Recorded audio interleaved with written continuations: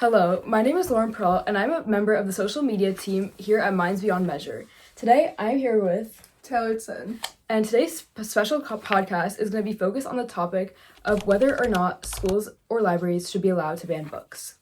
What is your opinion on this position? I don't think that schools and libraries should be able to ban books because I think they offer a different perspective and they allow people to think for themselves. I agree. I feel like banning books is like a form of censorship and it shouldn't be allowed according to the First Amendment. I agree. Book banning is known to be one of the most widespread forms of censorship in the United States.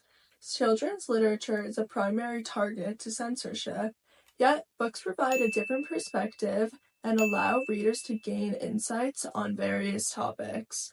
This also allows them the ability to decide their own opinions and stances instead of limiting them to think for themselves.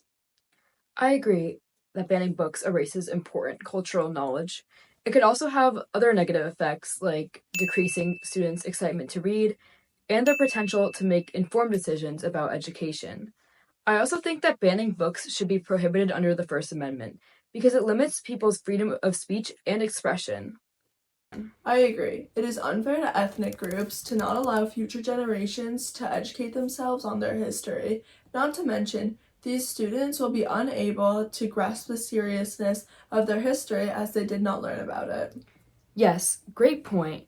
Next, what could be a counter argument to your position? A counter argument could be not wanting to expose kids to explicit materials that may contain graphic images about violence, expresses disrespect for parents and family, is sexually explicit, is unsuitable for a particular age group, or includes offensive language. Parents may worry that this material will influence their children to ask questions and become curious about religions or politics that parents are not ready for. This may be related to sexually or explicit topics. Parents may feel that they should be in control of what information their children are learning and when.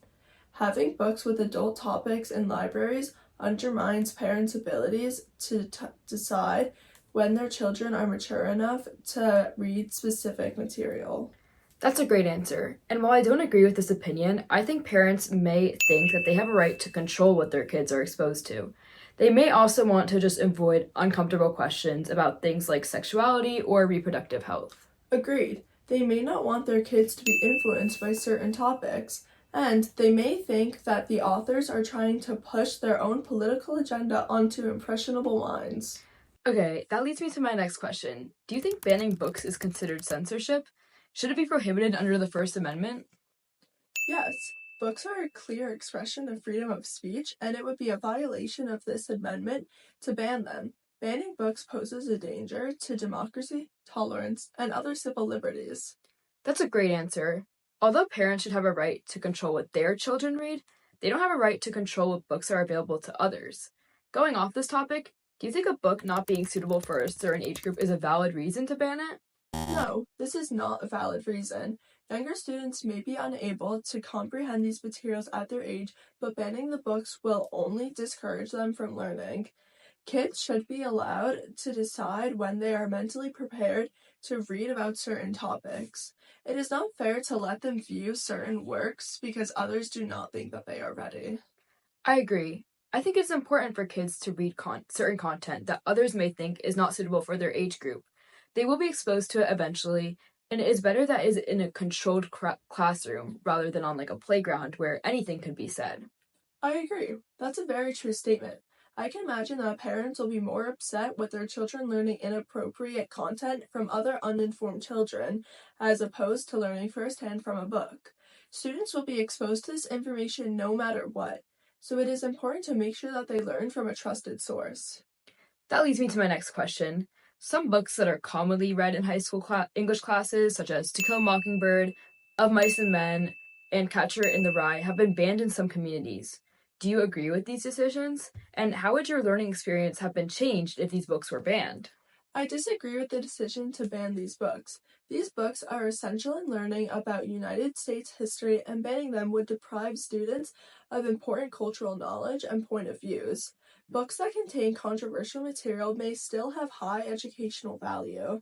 The decision about what to use in the classroom should be based on set standards instead of individual preferences. My education would have been different if these books were banned because I would never have learned different perspectives from various stakeholder groups. I agree. Reading To Kill a Mockingbird really illustrated the unfairness of the justice system and systematic racism in a way that I don't think traditional history lessons could. That brings me to my final question. What ramifications could banning books have for students belonging to marginalized groups? This could pose issues concerning the quality of education. They may feel as though they are excluded from classroom discussions, as banned books often discuss these groups. It could lead to more Eurocentric lessons, and people may be ignorant to the unique perspectives of these groups because they are not properly educated on them. I agree. It is important to read about diverse groups rather than just one so that we gain a full understanding of their perspectives. Reading stories, especially historical fiction, instead of just hard facts, can provide insight and life experiences and lead to people being more empathetic towards them. I also think that since public libraries are for all people, banning books undermines their purpose. These books that people want to ban are often useful in providing useful life lessons that will guide them in the future. Thank you all for listening to this podcast. I hope you learned something new about the discussion of whether or not books should be allowed to be banned. See you next time.